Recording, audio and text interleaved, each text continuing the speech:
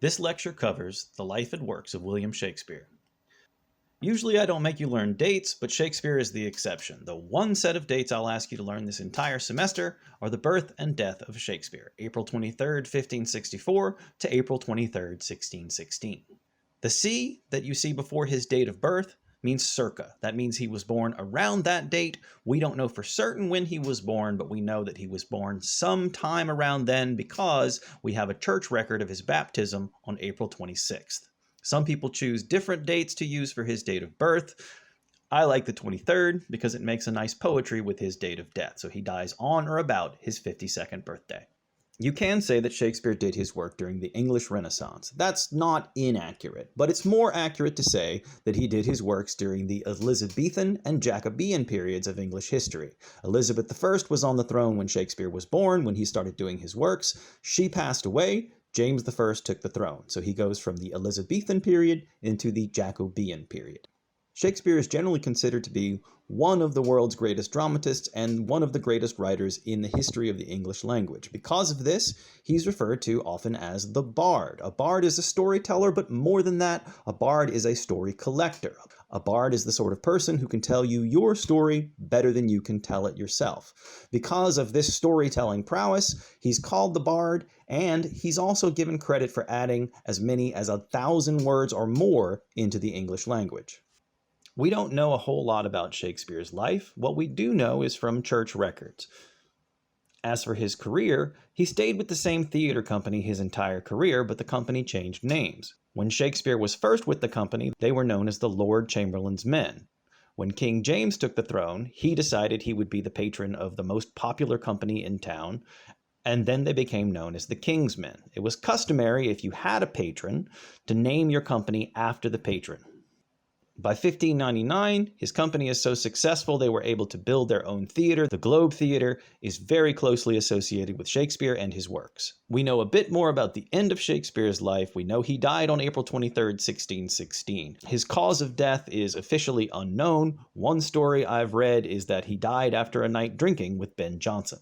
We do know quite a bit about Shakespeare's works. There's many collections of his works, and we'll talk about a lot of them. He wrote about 39 plays. There are 37 plays that we definitively link to William Shakespeare. The 38th play is a play called Love's Labour's Won. There is a play by Shakespeare we know called Love's Labour's Lost, but we have no other evidence except one mention in the historical record of a play called Love's Labour's Won. The possible 39th play is The History of Cardenio. Discovered in 2014, The History of Cardenio might be a new Shakespeare play. The analysis that's been done has come out inconclusive. It could be Shakespeare's work, but it might not be. One thing of note to take into the world is Shakespeare wrote Shakespeare's plays. There's a very popular conspiracy theory that someone other than Shakespeare himself wrote Shakespeare's plays. The problem with these theories is that though there is evidence to support them, the evidence that Shakespeare wrote Shakespeare's plays is much, much larger. It was not unusual for playwrights to contribute to each other's works, so it's not unusual to find passages in Shakespeare's works written by other people. However, it's not unusual to find passages in other people's works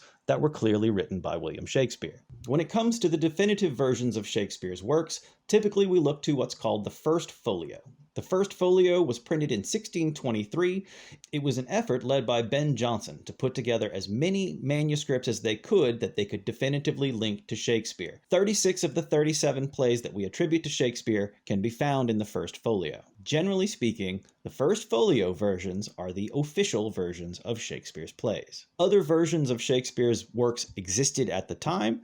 These were called quartos, and typically they were not from Shakespeare himself. They were just fraudulent works that publishers put together to make money off of Shakespeare's name. Most of the drama that Shakespeare wrote was in a form of blank verse called iambic pentameter. The pentameter refers to dividing each line into 5 two-syllable feet.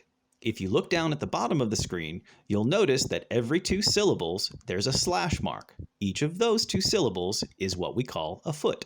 So in every line of pentameter blank verse, you will have 5 two-syllable feet. Iambic refers to the stresses or the rhythm or the meter of the verse. In iambic verse, in each 2-syllable foot, the stress is always put on the second syllable. So if we look down at the bottom of the screen, the line would be read something like this: if music be the food of love, play on. Typically, you would not perform it in a sing-songy manner, but the rhythm is what is important. So most lines of Shakespeare will follow the rhythm, ba-bum, ba-bum, ba-bum, ba-bum, ba-bum. If music be the food of love, play on. But soft what light through yonder window breaks. Once more into the breach, dear friends. Shakespeare did have notable contemporaries. The first, Christopher Marlowe, was actually popular in London before Shakespeare. Shakespeare and he were born in the same year, but Marlowe's life was cut short in a bar fight. Marlowe is best known for a play called The Tragical History of Dr. Faustus. This is the classic Faustian deal, where the character makes a deal with the devil, but the devil gives them what they want in a way that they probably don't want it. Ben Jonson was a friend and rival of Shakespeare. We know they were rivals because they sniped at each other in the press. In the London Times, Ben Jonson would say something about Shakespeare, and Shakespeare would say something back in the Times the next day. But we believe they are friends because of the epitaph that Jonson wrote for Shakespeare. Upon Shakespeare's death, Jonson wrote, "He was not of an age, but for all time." Jonson gave Shakespeare that sort of respect, that he was not just for the times they were in, but his influence would last all time. So if they weren't friends, Jonson at least had a very healthy respect for Shakespeare. This is the exterior of the Globe Theatre. This Globe Theatre was built in 1997. It's near the site of the original, and the design is similar to the original, but it's not on the exact site, and it's probably not exactly the same as the original Globe. This is the Globe from the third tier of the gallery. The gallery is the seating area where the pit, or the yard, as it's called at the Globe, is where you would stand. This view approximates what your eye would see. The Globe Theatre is big, but it's not that big. It can hold up to 3,000 people, but you have to pack them in. When it comes to the Globe, the big things to know are it was associated with Shakespeare's company and how many times it was built and destroyed. It was opened by Shakespeare's company in 1599, which suggests the company was very successful. The first Globe Theatre burned down during a performance of Henry VIII. A cannon was fired on the rooftop, and it caught the thatch roof on fire. The fire got out of hand, and the Globe burned to the ground. 1613 is also the year that Shakespeare retired, so the one may have had something to do with the other. The Globe Theatre was rebuilt, and the second one was destroyed by Puritans. All theatre was shut down when the Puritans took control of Parliament in England, and all of the theatres, including the Globe, were shut down. The Globe was razed to the ground. It was completely destroyed to make room for tenements. The term groundlings is very popular when it comes to Shakespeare. Sometimes people will describe the comedic parts in Shakespeare's tragedies as, quote, being thrown in for the groundlings. The idea being more civilized patrons who can afford to sit in the gallery will sit through 5 hours of tragedy, but the groundlings need comedy every once in a while to keep them interested. The groundlings is the term for the patrons who stood in the yard. So if you could not afford enough to sit in the gallery, you could stand in the yard. Performances took place during the day. This led to two things.